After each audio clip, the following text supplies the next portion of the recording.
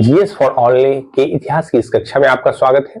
जैसा कि आपने पिछली कक्षाओं में वैदिक के काल को देखा, जिसका कालखंड आप जान गए कि 1500 से लेकर 600 बीसी तक है, इन मतलब बुद्ध महावीर का काल। तो जैसा कि आप जानते हैं कि बुद्ध का जन्म 563 बीसी में हुआ था। तो ऐसे काल को यानी 6th सेंचुरी बीसी के बाद के काल को बुद्ध महावीर का काल भी कहते हैं, या फिर श्रमण आंदोलन का काल कहते हैं, और नास्तिक धर्म के उदय का भी काल कहा जाता है। तो ये आइए महाजनपद का उदय हुआ। पहले आप जाने कि जन के रूप में आर्य कबीले संगठित थे, और जन से फिर जनपद बना, यानी बहुत से कबीले जब मिल गए तो वो जन से जनपद बने, और जनपद जब बहुत से जनपद मिल गए तो वह महाजनपद का दौर आया। तो यही 6th सेंचुरी बीसी में महाजनपद का दौर आया। तो इसके लिए प्राथमिक स्रोत के रूप में हम देखते हैं कि इसको बौद्ध साहित्य अंगुत्तर निकाय को। तो यहाँ पर देखिए, बुद्ध के जन्म से पूर्व भारतवर्ष में 6th सेंचुरी बीसी के आसपास से महाजनपदों का उदय हुआ, जिसमें स्रोत क्या है? बौद्ध ग्रंथ अंगुत्तर निकाय। एक जैन ग्रंथ है भगवती सूत्र, जिसमें भी कुछ महाजनपदों की सूची दी गई है। जैसे कि 16 महाजनपद इसमें स्पष्ट मिलते हैं, उसमें कुछ महाजनपद स्पष्ट नहीं है, लेकिन फिर भी अगर ये दोनों की तुलना की जाए, भगवती सूत्र और अंगुत्तर निकाय की, तो लमसम में महाजनपद आपको मिलते हैं। तो इसकी पुष्टि की जाती है। अब देखिए, यहाँ भारत में, उत्तर भारत में, खासकर बिहार और यूपी के क्षेत्र में बड़े बड़े महाजनपद हुए, जिसमें आप देखिएगा बिहार के 3 प्रमुख महाजनपद, जिसमें आप देख सकते हैं अंग, मगध और वज्जी। यह है काफी बड़े और शक्तिशाली महाजनपद हुए, जिसको बाद में आप देखिएगा मगध ने सभी पर अधिकार कर लिया। लमसम में अधिकतम स्थान पर अधिकार किया आगे चलकर, यानी सबसे ज्यादा अगर देखा जाए तो प्रभावी 16 महाजनपद में आगे चलकर मगध ही रहा। और मगध के प्रभावी रहने का मूल कारण क्या था? देखा जा सकता है बगल का सुई प्रदेश, यानी झारखंड का जो प्रदेश था, इसमें लौह अयस्क की प्रधानता थी। और आप जानते ही 1000 बीसी के आसपास से महाजनपद के पूर्व उत्तर वैदिक काल में लोहे की खोज हो गई, और कृषि एक व्यवस्थित रूप से आ गया। तो कृषि का होना और लोहे का होना मतलब युद्ध के लिए अनुकूल माहौल तैयार किया, और मगध ने इसी के बल पर, अगर देखा जाए तो अपने बल पर पूरे आसपास के पहले महाजनपदों को अपने अधीन किया, और बाद में साम्राज्य का भी निर्माण करना शुरू कर दिया। ये बाद के काल में देखेंगे। लेकिन 16 महाजनपद का 6th सेंचुरी बीसी में जो उदय देखा जा रहा है, उसमें कौन कौन से महाजनपद वर्तमान में भारत के किस किस क्षेत्र में पड़ते हैं, ऐसा प्रश्न पूछा जाता है। तो देखिए, महाजनपद आपको ध्यान में रखना है और उसकी राजधानी याद रखना है, और यह वर्तमान में भारत के किस किस क्षेत्र में इसकी अवस्थिति है, इसको भी आपको जानना है। तो आइए देखते हैं बिहार के प्रमुख 3 महाजनपद। देखिए, यूपी के 6 महाजनपद और बिहार के प्रमुख रूप से 3 महाजनपद, इन 9 महाजनपद से आपको प्रश्न आएंगे। अभी यदि इसका भारत में विस्तार देखा जाए तो उत्तर भारत में ज्यादा महाजनपद आपको मिलेंगे। दक्षिण भारत में जो छत्तीसगढ़ तक अगर देखा जाए तो एक अस्मक महाजनपद है, वहां होता है इसका विस्तार। और अगर सुदूर दक्षिण में देखा जाए तमिलनाडु, केरल में, तो ऐसे किसी महाजनपद का उल्लेख बौद्ध ग्रंथ में नहीं है।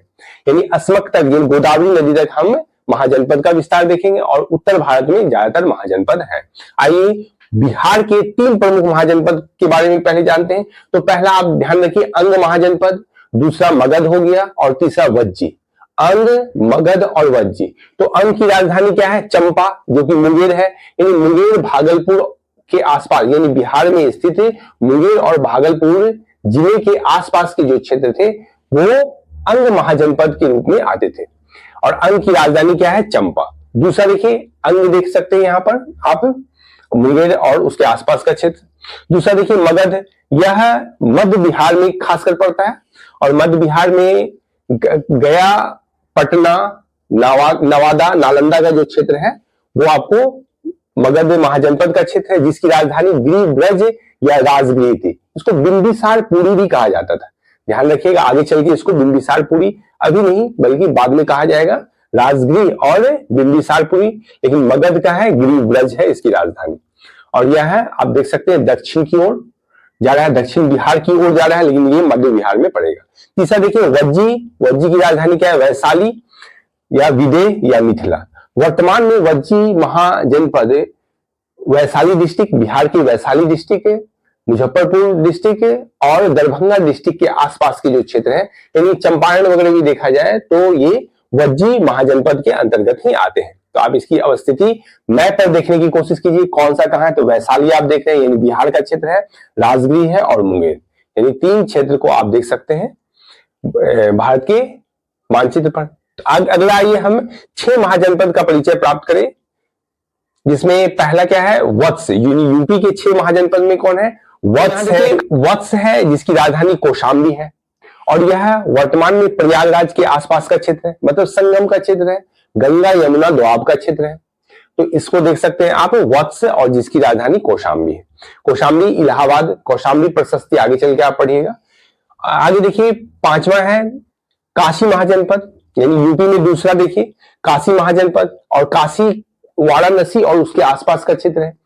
वाराणसी यद्यपि वरुणा और असी नदी के संगम पर है, इसलिए इसका नाम वाराणसी पड़ा है। तीसरा देखिए, देख सकते हैं यहाँ भी भारत के मैप पर, यहाँ कौशाम्बी आप देखिए, इधर वाराणसी देखिए। और ये मल्ल महाजनपद, मल्ल महाजनपद उत्तर प्रदेश के वर्तमान में गोरखपुर या देवरिया के आसपास का क्षेत्र है, और इसकी राजधानी कुशीनारा या कुशावती थी। पहले इसकी एक राजधानी का वर्णन है पावापुरी के रूप में, इसकी दूसरी राजधानी मानी जाती है। एक चीज यदि आप गौर कीजिए तो नेपाल से सटा हुआ ही है, नेपाल में ही स्थित है लुम्बिनी वन, जहां बुद्ध का जन्म हुआ था। तो ये पॉइंट आप देख सकते हैं बुद्ध के जन्म के रूप में, ये देखिए नेपाल का भाग है, और नेपाल में ये लुम्बिनी वन। और दूसरा यदि कुंडाग्राम को यदि देखा जाए तो आप वैशाली के आसपास के क्षेत्र को देखिए, वैशाली के आसपास यहाँ पर आपको कुंडाग्राम नजर आएगा, जो कि महावीर स्वामी का जन्म स्थान है। बिहार के 3 महाजनपद, जिसमें मगध को, वज्जी को और अंग को आपने देखा, और उत्तर प्रदेश के 6 महाजनपद आते हैं, जिसमें आपने वत्स, काशी और मल्ल को जाना। वत्स की राजधानी कौशाम्बी, काशी की वाराणसी और मल्ल की कुशीनारा। ये 7वां कौशल को देखा जाए तो कौशल जिसकी राजधानी श्रावस्ती या साकेत है, और जिसे अयोध्या के नाम से भी जाना जाता है, जिसे सरयू, गोमती या राप्ती नदी के आसपास का क्षेत्र मानिए। और यह देख सकते हैं आप कौशल को मानचित्र पर। कौशल के बाद आप पांचाल देखिए, पांचाल एक्चुअली ये है रुहेलखंड का क्षेत्र है, वर्तमान में रुहेलखंड का क्षेत्र है, और इसमें सहारनपुर, बरेली, मुजफ्फरनगर, यूपी के ही ये सभी जिले आते हैं। उसी के आसपास का क्षेत्र जो है पांचाल है। इसकी 2 राजधानी देखी गई है, अहिर छत्र एक है और दूसरा काम्पिल, जो इसी के आसपास है। नम्मा देखिए सूरसेन, यह भी यूपी में ही पड़ता है, और सूरसेन कृष्ण की जन्मस्थली के रूप में जानी जाती है, और जिसकी राजधानी मथुरा है। मतलब मथुरा और आगरा के आसपास का क्षेत्र, वर्तमान में जहां ताजमहल स्थित है। और देखिए आगे कुरु, और ये कुरु जो है, अब कुरु जो देखा जाए तो ये यूपी, दिल्ली, हरियाणा तक का क्षेत्र है। मतलब 6 महाजनपद यूपी में देखे आपने, और 3 महाजनपद बिहार में, और 1 महाजनपद याद रखिए यूपी, दिल्ली और हरियाणा के साथ सम्मिलित रूप से, जिसको कुरु कहा गया है। और कुरु भी एक प्रमुख जनपद, महाजनपद के रूप में था। और देखिए कुरु की राजधानी हस्तिनापुर, मेरठ, दिल्ली और उसके आसपास का क्षेत्र है, और दिल्ली का पुराना नाम हम जानते हैं कि इंद्रप्रस्थ जनपद, जिसकी राजधानी वैराट या विराटनगर है। और यह जयपुर और उसके आसपास के क्षेत्र को देख सकते हैं हम। तो ये है आपका मत्स्य महाजनपद, जयपुर और उसके आसपास के क्षेत्र। ये देखिए इस भाग में ये पूरा फैला हुआ है, राजस्थान का भाग। और राजस्थान और एमपी में सम्मिलित रूप से चेदी महाजनपद है, जिसकी राजधानी सुक्तिमती या शक्तिमती है। यह पूर्वी राजस्थान और मध्य प्रदेश का क्षेत्र है, यानी बुंदेलखंड का क्षेत्र है।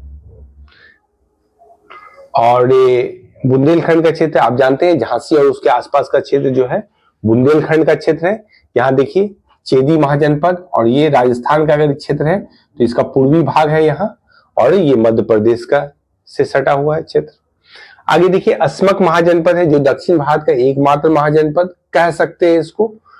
पूर्वी मध्य प्रदेश से लेकर छत्तीसगढ़ का क्षेत्र है, और नर्मदा और गोदावरी नदी के मध्य का क्षेत्र है ये, और इसकी राजधानी पाटनपुर या पाटन के रूप में जानते हैं। अवंती को देखा जाए, अवंती की राजधानी है उज्जैनी या महिष्मती, जो दक्षिणी पश्चिमी मध्य प्रदेश यानी मालवा का क्षेत्र है वर्तमान में। और आगे देखिए, गांधार या गांधारी है महाजनपद, और यह है जिसकी राजधानी तक्षशिला है, और यह पश्चिमी पंजाब और कश्मीर क्षेत्र में है। वर्तमान में यह पाकिस्तान में स्थित है। और कंबोज पाकिस्तान के पंजाब और गोमल घाटी का क्षेत्र है, और यह जिसकी राजधानी राजपुर है। तो यदि हम देखें तो दो महाजनपद जो कि पूर्णतः पाकिस्तान में वर्तमान में अवस्थित है, जो कौन है, गांधार और कंबोज महाजनपद, और एक है अवंती जो महत्वपूर्ण महाजनपद है और जिसकी राजधानी उज्जैनी या महिष्मती है, और यह पूर्णतः देखा जाए तो मध्य प्रदेश में अवस्थित है। तो इस प्रकार आप अध्ययन किए महाजनपद का। जरा आपने 16 महाजनपद का अध्ययन किया और इसकी महाजनपद की अवस्थिति और इसकी राजधानी महत्वपूर्ण होती है, यही एग्जाम में बार बार पूछे जाते हैं। इसको याद करने की कोशिश करें। आज के क्लास में इतना ही, फिर हम कल मिलते हैं। धन्यवाद।